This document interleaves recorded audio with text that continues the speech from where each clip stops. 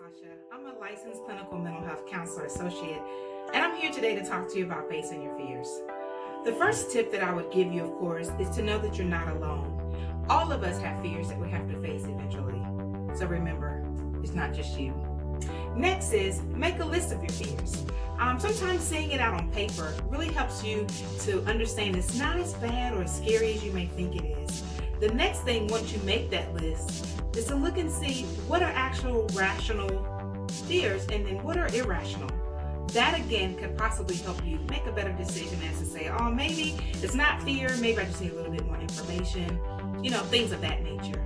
The next thing I would say, tip number 4 would be face your thinking. Sometimes what you're thinking is not really fear. It's something else. It's a belief, or it's just something that, may be getting you off track. So you want to think about what you're thinking about. Next thing I would say is sometimes fear is a learned behavior. It's just something that you're brought up in, something you're around all the time. And the first thing you do is panic, or you think, I should be afraid. It may not be that you're fearful at all. It just may be something you learn. The next thing you want to do is visualize your success. What if you do take that plane ride? What if you do enroll in that class? What if you do pass that test? Sometimes the fear just needs to be conquered. The next thing I would say is to learn how to relax your body using muscle relaxation. That can go a long way with getting the fear and the anxiety out of your body so you can actually focus on what it is that you need to do. The next thing I tell my own self is, I'm not afraid. It's excitement. I want to do this. This makes me excited. So it's not really fear that I'm dealing with, just a little bit of excitement.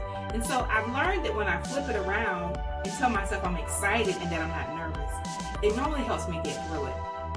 The next thing I would say is to think about your past accomplishments. What things have you already conquered? Things you were afraid of, you didn't think you could do, but you did it. Those are things you want to always remember when you feel that fear trying to come up, okay? The next thing, and my most favorite tip would be, of course, to see a mental health professional. That's why we're here. We're here to help you get through your fears. We're here to help you set goals. And most of all, we're here to help you reach them. We're here to hold your hand through it.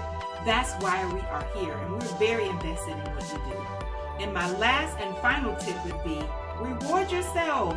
You did it. So what are you going to do?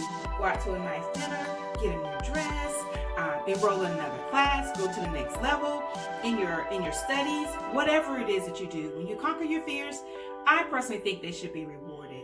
So I'm telling you, you can do it. I know fear can seem bigger, but you're bigger than any fear that you face. So thanks again for listening to my talk about facing fear. My name is Natasha. Have a wonderful day.